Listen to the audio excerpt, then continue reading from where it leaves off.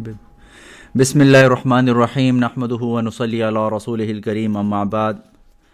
Alhamdulillah, today we are completing the 13th day of Ramadan, and may Allah subhanahu wa ta'ala accept our fasting and all the ibadat that we are doing.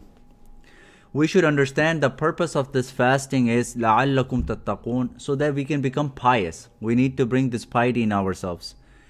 How do we bring piety in ourselves? There are two types of sins. There are some outer sins and there are some inner sins.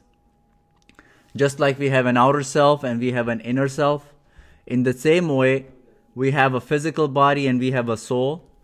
In the same way we have some outer sins and we have some inner sins. Outer sins would be like some sins that we are related to the physical personality. For example, lying, because lying is a sin that you commit by a physical part of your body, which is your tongue. Looking at the inappropriate, this is a physical sin. It's an outer sin. Why? Because the physical part of your body is involved.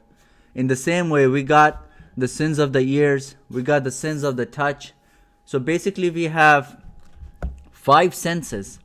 We have a sense of touch, we have a sense of sight, we have a sense of listening, we have a sense of taste, sense of smell. So these are the 5 different senses we have, and it is possible for us to disobey Allah subhanahu wa ta'ala in 5 different ways. So we have to keep our body, we have to hold ourselves back from sinning from these physical parts of our body, the physical senses. Just like we have the physical senses, we have our inner self that can also make sins. And the inner sins, they include pride, jealousy, envy, hatred, anger. All these are compiled in the category of the inner sins.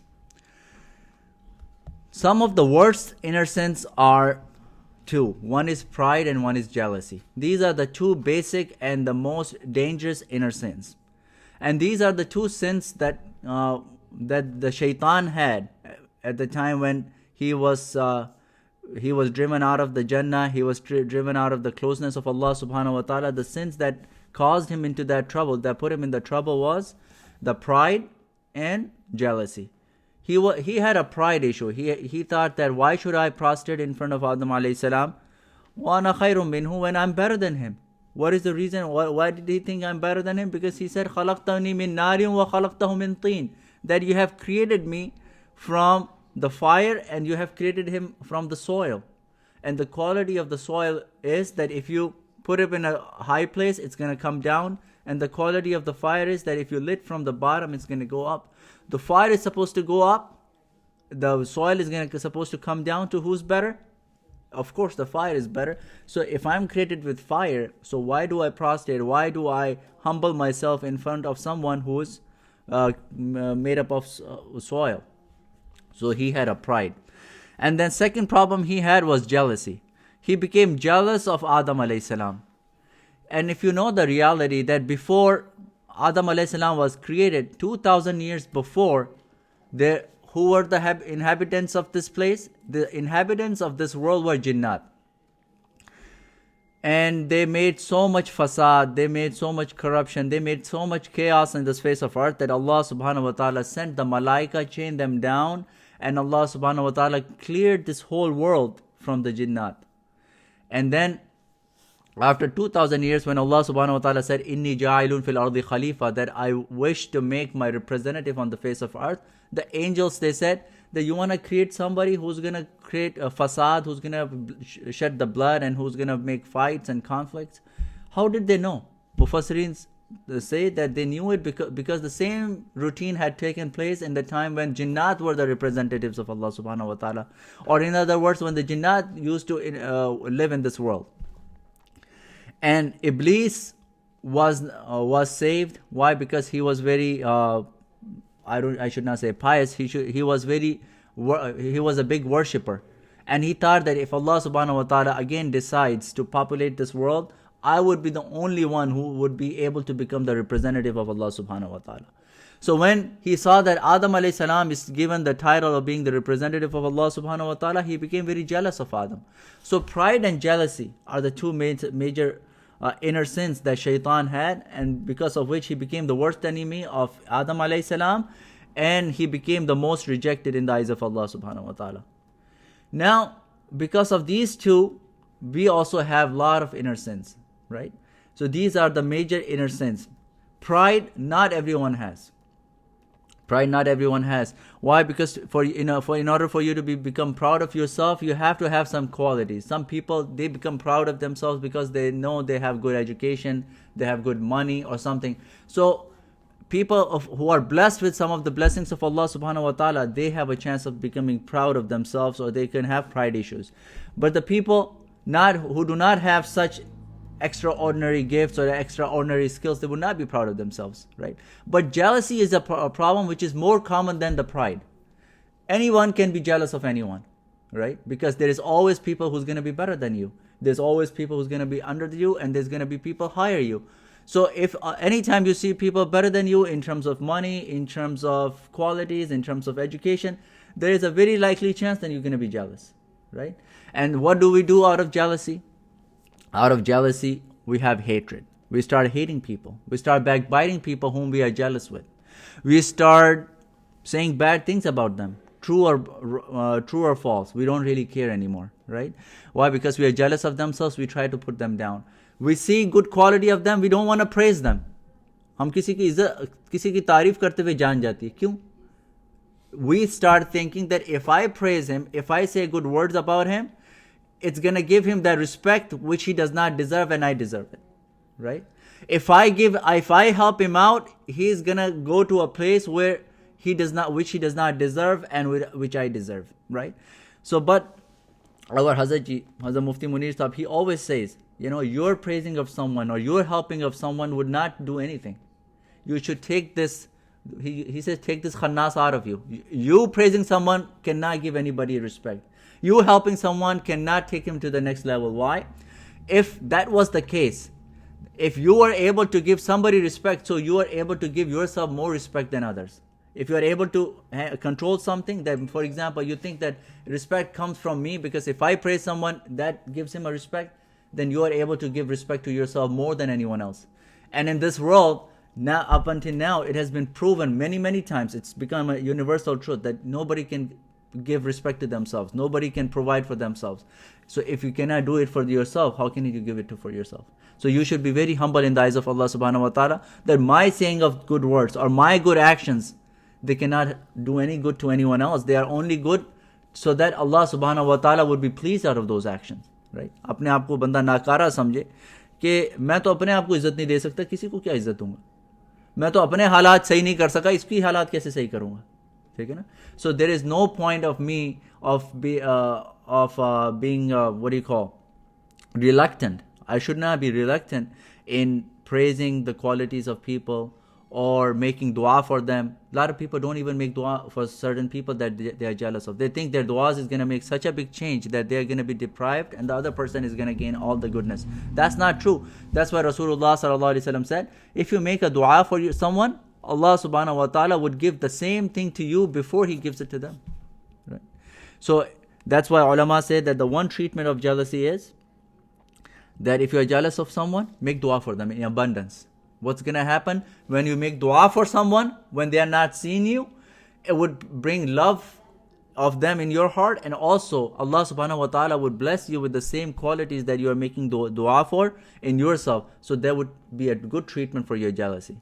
So may Allah subhanahu wa ta'ala give us tawfiq to watch our outer actions and watch our inner actions in this blessed month of Ramadan. So now we will continue with the dua.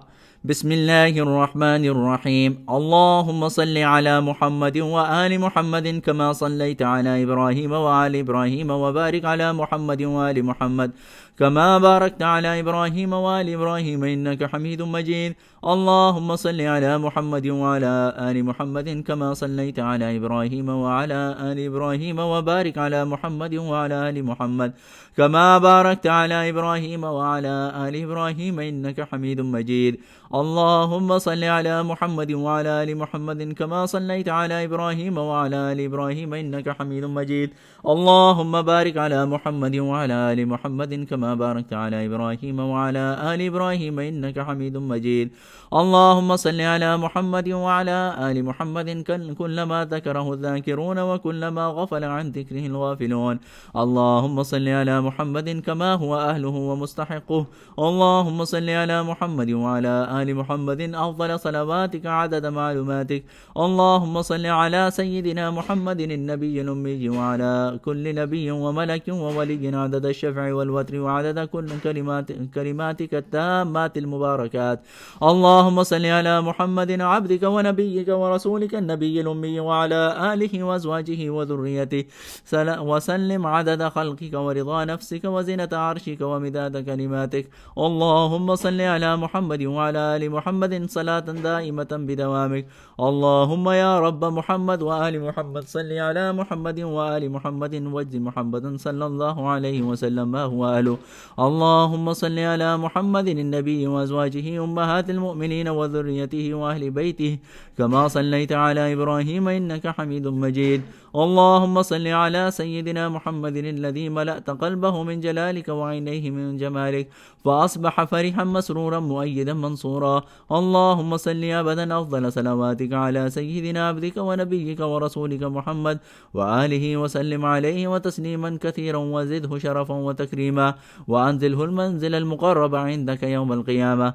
اللهم صل وبارك وترحم على محمد عبدك ورسولك النبي الأمي سيد المرسلين وإمام المتقين وخاتم النبيين إمام الخير والقائد الخير ورسول الرحمة وعلى أزواجه أمهات المؤمنين وذريته وأهل بيته وآله وأصحابه وأتباعه وشيعه ومحبيه كما صليت وباركت وترحمت على إبراهيم وعلى آل إبراهيم في العالمين إنك حميد مجيد.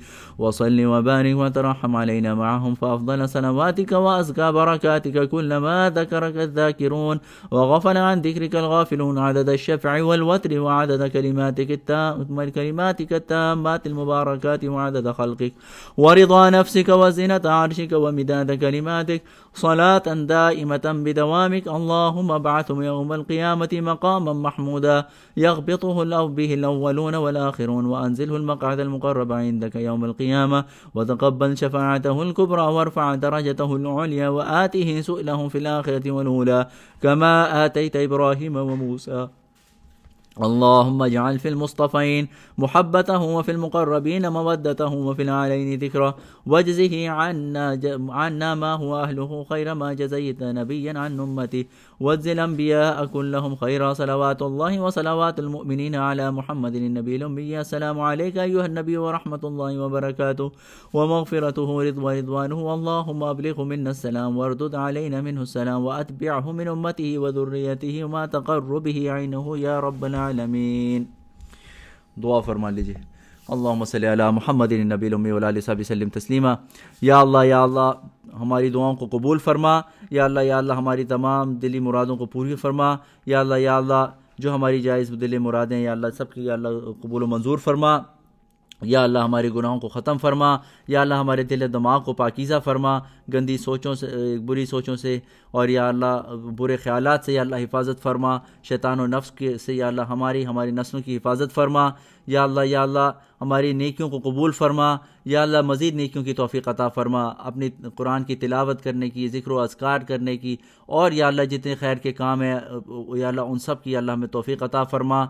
और या अल्लाह जहाँ जहाँ लोग परेशान हैं या अल्लाह उनकी परेशानी को ख़त्म फरमा।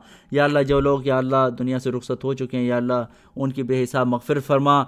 या अल्लाह ख़ुसूसन आमिर भाई की वालदा का इंतकाल हो चुका है। या अल्लाह उनको उनकी कब्र की तमाम मनाजिल उनके लिए आसान फरमा। या अल्लाह रमज़ान की बरकतों में गई हैं वो। या अल्लाह इसकी खूब उनको बख्शिश और रहमत के फ़ैसले उनके लिए फ़रमा। इसी तरह या अल्लाह हमारे एक दोस्त उमैर साहब, उनकी वालदा का इंतकाल हो गया पिछले हफ़्ते। आज उन्होंने उनके इशारे सवाब के लिए 10 कुरान करीम ख़त्म किए हैं। या अल्लाह इन तमाम कुरान करीम को या अल्लाह अपनी बारगाह आलम में कबूल फरमा और इसका सवाब सईद आबाजी को या अल्लाह पूरा का पूरा पहुँचा। और या अल्लाह इसकी वजह से या अल्लाह उनकी खूब उनके दर्जात बुलंद फरमा। हर किस्म की उनकी लग़ज़िश को, कोताही को दरगुजर फरमा। और या अल्लाह उनको जन्नतुल फिरदौस में आला मकाम अता फरमा। या आमीन या रब्बल आलमीन व सल्लल्लाहु तआला अला खैरि खल्क़ि मुहम्मद व आलिहि। टाइम हो गया, अज़ान दे दो।